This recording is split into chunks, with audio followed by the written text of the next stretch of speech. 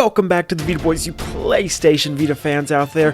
The Hunter genre has completely invaded the PlayStation Vita, with 3 of the best titles coming in the form of Freedom Wars, Soul Sacrifice Delta, and Toukiden Kiwami. The real question, however, lies in which Hunter reigns supreme on the PlayStation Vita. So we put them head to head in a VitaBoys versus where we will find the best Hunter on the PlayStation Vita. So let's get started with the story. Freedom Wars' story leaves much to be desired when comparing the title to Soul Sacrifice and Toukiden. While enjoyable and interesting in its own right, it pales in comparison to the other hunters you could spend your money on for the system. The synopsis of the story actually sounds really cool. You live in a post-apocalyptic world where there are no longer enough resources to support the life on Earth. Thus, every human is born into an extremely long prison sentence where they must fight the monsters that plague the world and earn their freedom and resources along the way.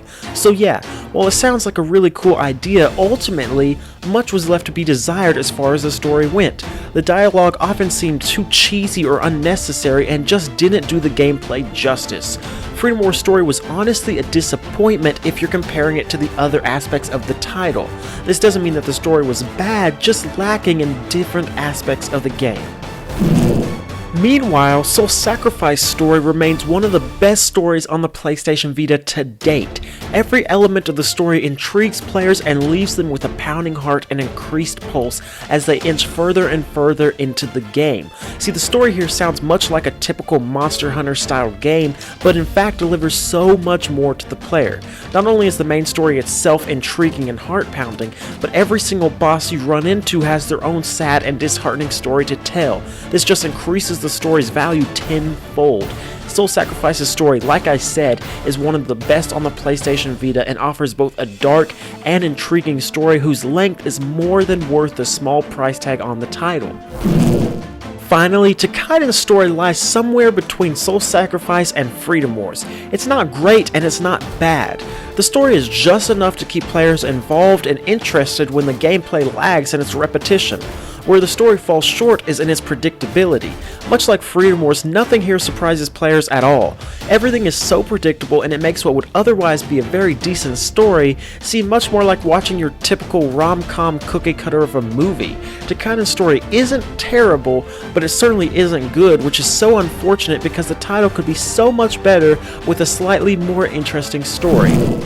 So as far as story is concerned, Soul Sacrifice easily takes the crown here, with Toukiden taking second and Freedom Wars at a very close third. Let's move on to where the Hunter genre really shines. Let's see where each title's gameplay rates with us. Freedom Wars gameplay is nothing short of amazing. Players choose their home base and instantly get immersed in the awesome gameplay that Freedom Wars presents. Every player is presented with a thorn in which they can use to zip around the battlefield, and which adds a certain element of uniqueness to the washed up or repetitiveness that many see this genre as. On top of the thorn, players are able to choose from a plethora of weaponry to use on the battlefield. The ultimate goal of the gameplay is to hit the battlefield and save helpless people from abductors. On top of this, the bosses are also extremely fun to fight. However, the battles against the bosses play out just as one would expect from the Hunter genre. Whether that's a good thing or a bad thing is your choice to make. Outside of battling, players are able to craft weapons and sit inside their cell where they can participate in facility maintenance. The gameplay element's uniqueness is increased even more by having players find ways to lower their sentence and trying to avoid adding years to the already extremely high sentence at any cost. Freedom Wars gameplay is easily the most unique out of any Hunter genre on the PlayStation Vita, and perhaps even any Hunter genre ever. That's a bold statement to make, but it's certainly true. Soul Sacrifice's gameplay is just as fun as Freedom Wars, just perhaps without all the unique elements never before seen that it was thrown in. Fighting bosses and choosing whether to save monsters or sacrifice them for your own benevolent means. This element is such a unique and fun addition that is added to the title and is very welcome. Furthermore, the titles have so many different spells for players to equip. The only downfall of this is that players now have to find ways to restock their spells and ammunition. If players run out of spells in the middle of a battle and have no way to replenish their stock, well, that's just too bad. This element certainly irked many players, and although it did add another certain level of difficulty to the title, it definitely helped from it becoming a burnt out title, but it still really irked many players and owners of the game. Ultimately though, Soul Sacrifice's gameplay is downright amazing. Unfortunately, there are certain elements that hold it back from being an even greater title, but that does not stop the gameplay from being absolutely fantastic on the PlayStation Vita system. Finally, Toukaiden's gameplay is just perfectly fine. Nothing about it is super special and nothing about it is bad or too disappointing. Running around the village completing various missions for townsfolk is honestly the most enjoyable part of this game, because unfortunately the real missions and the battlefield can become so repetitive very fast. Kill a monster, gain loot, rinse and repeat. However, while this seems like a downfall to most people, this is honestly what many lovers of the hunter genre are looking for. And as far as seeing a monster hunter on the PlayStation Vita, well, Toukiden delivers on this point. So while the title doesn't offer anything unique, it also doesn't really disappoint lovers of the hunter genre. Therefore, Toukaiden's a really great game, but it definitely pales in comparison to Soul Sacrifice and Freedom Wars. With all things considered, Freedom Wars barely pulls ahead of the pack with its honest, unique gameplay that no one has ever seen before. However, Soul Sacrifice comes in an extremely close second, with Toukiden being amazing, but still paling in comparison.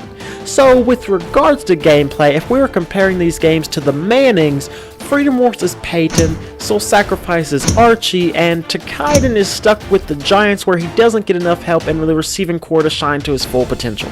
Anyways, moving on to multiplayer, where each of these titles shine their brightest. Multiplayer is ultimately what makes or breaks a title in the 21st century, and multiplayer certainly makes Freedom Wars. With both competitive and cooperative multiplayer with up to 8 players, there isn't another title on the system that puts this much thought in allowing the community to play amongst each other. There is never any trouble finding or joining a match, and lag is basically non-existent. Furthermore, the game also has a built-in chat function which allows players to chat amongst each other without having to even join up in a party. The multiplayer in Freedom Wars is downright amazing, and that is simply stated as a fact. Soul Sacrifice's multiplayer is also great, but only up to 4 players. The potential downfall of this one is Soul Sacrifice. There's trolls on there to where when you die, you never know whether your teammates are going to save or sacrifice you. But beyond that, the multiplayer is extremely fun and complements the single player experience. Finding players even a few years after release is not difficult at all, and oftentimes the camaraderie in the game is actually really great. The only other potential downfall is not allowing in-game chat outside of party chat, which certainly makes the game difficult when attempting to coordinate with your teammates. Otherwise, join up in a party and Soul Sacrifice's multiplayer is absolutely downright great. Finally, Toukiden once again is just perfectly okay. Nothing extremely special, but nothing disappointing at all, honestly. You join up, you fight, you're done. Nothing too downright amazing that leaves you breathless. However, it does offer up a great time and is certainly worth playing. There's never too much trouble finding a lobby, and opening up a lobby with a passcode for your friends is always nice featured bonus as well. Like I said, nothing bad about Toukiden at all. Actually, it's quite a great experience, just nothing too unique or, glittery. Ultimately though, Freedom Wars multiplayer just barely offers up a better experience than Soul Sacrifice, and once again Toukiden comes in a fairly close third. Finally, let's quickly rate the replay value of each title, starting with Freedom Wars, whose replay value is just as present and great as the other 2 titles, but perhaps a little more enjoyable, for the simple reason that it often takes 2 tries to get the platinum trophy for the game, but it isn't an extremely hard and slightly unfeasible task like the other 2 titles. Beyond that though, it is just as fun to replay the levels and gain more loot and experience as the other 2 games, Soul Sacrifice Delta and Toukiden. Soul Sacrifice Delta added so much to the already massive Soul Sacrifice game that playing through the title even once feels like playing through it several times. However, going back and playing through the levels just to gain experience or choose to rather save than sacrifice some baddies certainly is an enjoyable experience. The replay value here is great, but not any greater or worse than the other 2 titles like we've been saying.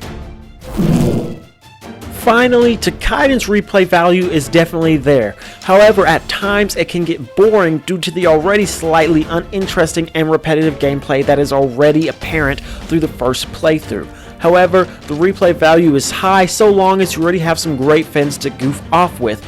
Otherwise, it can slightly seem boring, but it's still a great game to replay through, just like every other Hunter title that's on the PlayStation Vita already. It's safe to say that the replayability is basically a three-way tie due to the nature of the Hunter genre. So let's just cut straight to the point and see who reigns supreme out of the PS Vita's Hunters. With all components considered, it's safe to say that although not by much, Soul Sacrifice reigns supreme out of all the Hunters on the PlayStation Vita. With its extremely unique gameplay, a story that grasps audiences, and a multiplayer aspect that is absolutely top-notch, it is certainly hard to argue with this. And close second comes Freedom Wars, followed by Toukiden. Guys, thanks for watching this video. Let us know what you think. Let us know if we got it correct or if you think a different Hunter is better than Soul Sacrifice. Finally, make sure to hit that subscribe button to be entered in our weekly game giveaways. And until next time, VitaBoys out. Thanks for watching, guys. Make sure to hit that subscribe button and let us know in the comments below what you thought. We'll see you guys next time with more PlayStation Vita content.